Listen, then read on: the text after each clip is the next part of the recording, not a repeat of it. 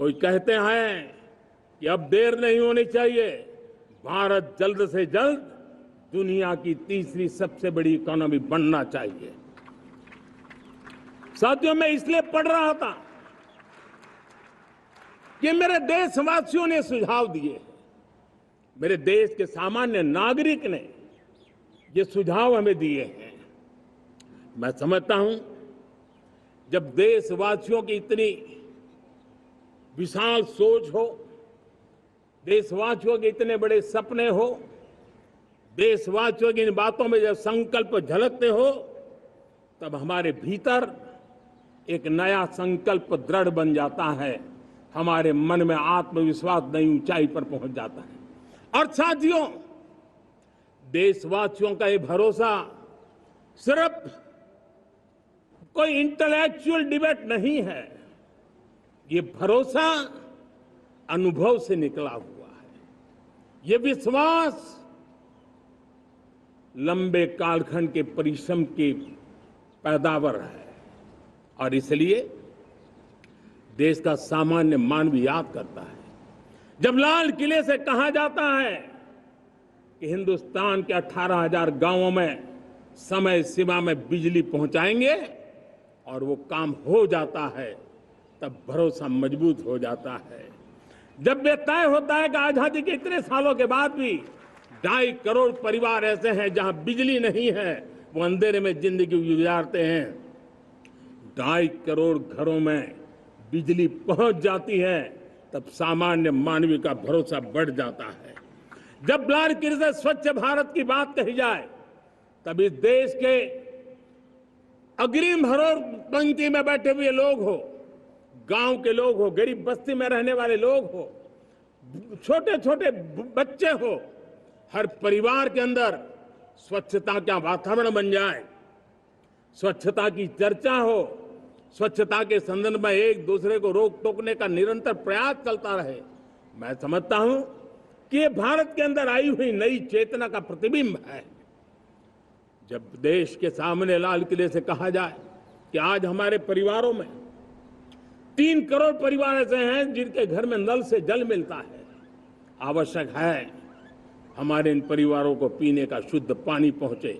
जल जीवन मिशन के तहत इतने कम समय में नए 12 करोड़ परिवारों को जल जीवन मिशन के तहत नल से जल पहुंच रहा है। आज 15 करोड़ परिवार इसके लाभार्थी बन चुके हैं। हमारे कौन लोग वंचित थे इन व्यवस्थाओं से, कौन पीछे रह गए थे? समाज के अग्रिम पंक्ति के लोग इसके लिए अभाव में नहीं जीते थे। मेरे दलित, मेरे पीड़ित, मेरे शोषित, मेरे आदिवासी भाई बहन, मेरे गरीब भाई बहन, मेरे झुग्गी झोपड़ी में जिंदगी गुजारने वाले लोग, वही तो इन चीजों के अभाव में जी रहे थे। हमने अनेक ऐसे प्राथमिक आवश्यकताओं की पूर्ति के लिए जो प्रयास किया, और उसका परिणाम हमारे इन सारे समाज के बंधुओं को मिला है। हमने वोकल फॉर लोकल का मंत्र दिया। आज मुझे खुशी है कि वोकल फॉर लोकल ने अर्थतंत्र के लिए एक नया मंत्र बन गया है। हर डिस्ट्रिक्ट अपनी पैदावार के लिए गर्व करने लगा है। 1 डिस्ट्रिक्ट 1 प्रोडक्ट का माहौल बना है।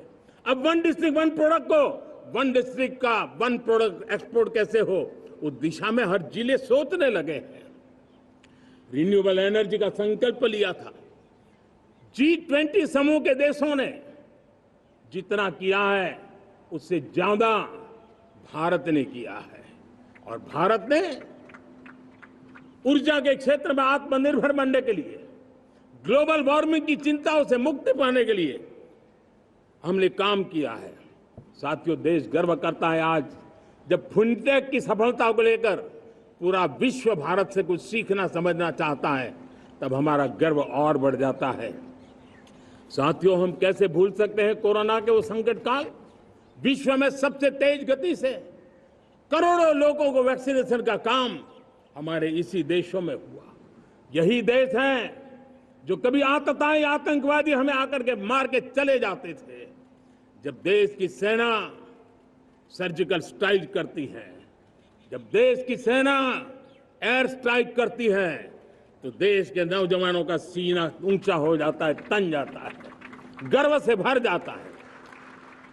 और यही बातें हैं जो आज 140 करोड़ देशवासियों का मन गर्व से भरा हुआ है, आत्मविश्वास से भरा हुआ है। साथियों, इन सारी बातों के लिए एक सुविचारित प्रयास हुआ है। रिफॉर्म की परंपरा को सामर्थ्य दिया गया है, नक्कर तरीकों के, नक्कर लक्ष्य को लेकर के। और जब राजनीतिक नेतृत्व की संकल्प शक्ति हो, दृढ़ विश्वास हो, जब सरकारी मशीनरी उसको लागू करने के लिए समर्पण भाव से जुट जाती है, और जब देश के हर नागरिक उस सपने को पूरा करने के लिए, जन भागीदारी करने के लिए, जन आंदोलन बनाने के लिए आगे आता है, तब हमें निश्चित परिणाम मिलता ही रहता है। मेरे प्यारे देशवासियों, हम ये न भूलें कि देश उस परिस्थितियों से भी दशकों तक भी आजादी के बाद समय बिताया है, जब होती है, चलती है, अरे यार ये तो चलेगा, अरे हमें क्या मेहनत करने की जरूरत है, अरे मामला है अगली पीढ़ी दिखेगी, अरे हमको मौका मिला है यार, मौज कर लो, आगे वाला आगे का जाने, हमें क्या कर रहा है, हम अपना समय निकाल दें, अरे नया करने जाओगे कोई बवाल उठ जाए। पता नहीं क्यों देश में एक स्टेटस को का माहौल बन गया था, जो है उसी से गुजारा कर लो, यही का माहौल बन गया था। और लोग तो कहते हैं अरे भाई छोड़ो, अब कुछ होने वाला नहीं है, चलो, ऐसा ही मन मर गया था। हमें इस मानसिकता को तोड़ना था, हमें विश्वास से भरना था, और हमने उस दिशा में प्रयास किया। कई लोग तो कहते थे अरे भाई अगली पीढ़ी के लिए काम हम अभी से क्यों करें, हम तो आज का देखें। लेकिन देश का सामान्य नागरिक ये नहीं चाहता, वो बदलाव के इंतजार में था, वो बदलाव चाहता था, उसकी ललक थी, लेकिन उसके सपनों को किसी ने तवज्जो नहीं दी, उसकी आशा आकांक्षाओं को, अपेक्षाओं को तवज्जो नहीं दी गई, और उसके कारण वो मुसीबतों को झेलते हुए गुजारा करता रहा, वो रिफॉर्म्स का इंतजार करता रहा। हमें जिम्मेदारी दी गई और हमने बड़े रिफॉर्म्स जमीन पर उतारे। गरीब हो, मिडिल क्लास हो, हमारे वंचित लोग हो, हमारी बढ़ती जाती शहरी आबादी हो, हमारे नौजवानों के सपने हो, संकल्प हो, आकांक्षाएं हो, उनके जीवन में बदलाव लाने के लिए रिफॉर्म का मार्ग हमने चुना।